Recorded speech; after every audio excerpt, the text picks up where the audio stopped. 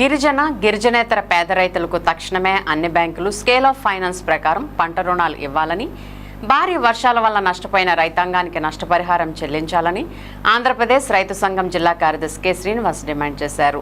శుక్రవారం జీలుగుమిల్లిలో ఆంధ్రప్రదేశ్ రైతు సంఘం మండల విస్తృత సమావేశం ఆ సంఘం మండల ఉపాధ్యక్షులు గుడెల్లి రామారావు అధ్యక్షతన నిర్వహించారు.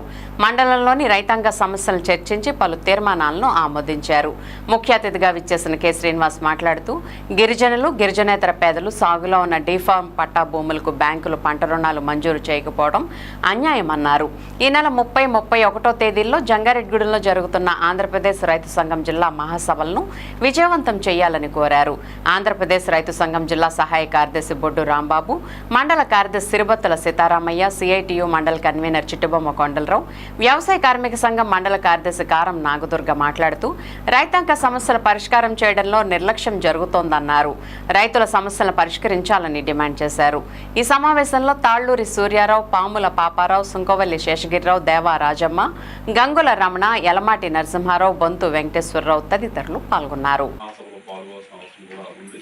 మనం ఏదైతే ఇప్పుడు గ్రామాల వారిగా నిర్ణయించుకున్నామో ఆ పద్ధతుల్లో ప్రతి దొంగ కూడా ఎక్కువ గ్రామాల నుంచి వచ్చేలాగా ఇప్పటి నుంచే ప్రయత్నం చేయాలి. రెండోది, ఈ సమావేశంలో కూడా అనేక రైతాంగ విషయాలు కూడా మనం చర్చించుకున్నాము. ఈ చర్చించుకున్న విషయాల మీద భవిష్యత్తులో మన కార్యాచరణను కూడా నిర్ణయించుకుని మరి ఏదైతే డీఫార్మ్ పట్టా భూములు రైతులకి లోన్లు ఇవ్వడం లేదు, ఇట్లాంటి సమస్యలు ఉన్నాయో ఆ సమస్యలను కూడా మనం నిర్ణయించుకుని దానికి అనుగుణంగా మనం పోరాట కార్యక్రమం కూడా చేయాల్సిన అవసరం ఉంది.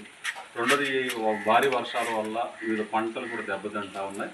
ప్రధానంగా పత్తి కానీ లేకపోతే ఇతర వరి కానీ పొగాకు, నాట్లు వేసిన పొగాకు కానీ ఈ పంటలకు నష్టం జరుగుతుంది. కాబట్టి ఆ పంటల రైతాంగాన్ని కూడా ఆదుకోవాలని చెప్పేసి మన అధికారులకు పత్రాలు ఇవ్వడం, పంట నష్టాలు నమోదు చేయమని చెప్పేసి కోరడం, ఈ పద్ధతిలో కూడా మన ఆందోళన కార్యక్రమాలు చేయాల్సిన అవసరం ఉంది. కాబట్టి ఆ రకంగా ప్రభుత్వాలు కూడా చర్యలు తీసుకోవాలి. ప్రధానంగా ఈ ప్రాంతంలో ఉన్న రైతాంగ సమస్యలు, ఇప్పుడు లో గ్రేడ్ ఒరిజినల్ పొగాకు కొనుగోలు చేయడం లేదు.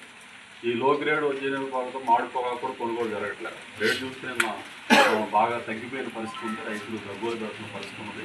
మరి పంట ఎప్పుడు కొంటారో అర్థం కాని పరిస్థితుల్లో వాళ్ళ రైతాంగం కొట్టిన పక్కన వ్యవసాయ సేవలు బ్యాలెన్స్ కాబట్టి ఏ పద్ధతిలో లో గ్రేడ్ దాన్ని మామిడి పొగాకు కానీ కొనుగోలు పూర్తి చేయాలని చెప్పేసి కూడా ఈ సమావేశం జరుగుతున్న ప్రభుత్వాన్ని డిమాండ్ చేస్తా ఉన్నాం.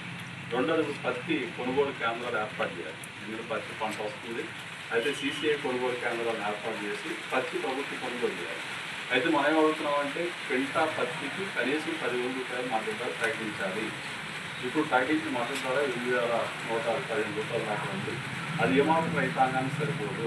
కాబట్టి కనీసం 10,000 క్వింటా పత్తికి ధర ప్రకటించాలని చెప్పేసి కూడా మనం ఏదైతే స్వామినాథన్ కమిటీ సిఫార్సు ప్రకారం రైతు పెట్టిన పెట్టుబడికి అదనంగా 50% కలిపి ధర నిర్ణయించారు. దానికి అనుగుణంగా కనీసం క్వింటాల్ పత్తికి 10,000 ధర ఉండాలని చెప్పేసి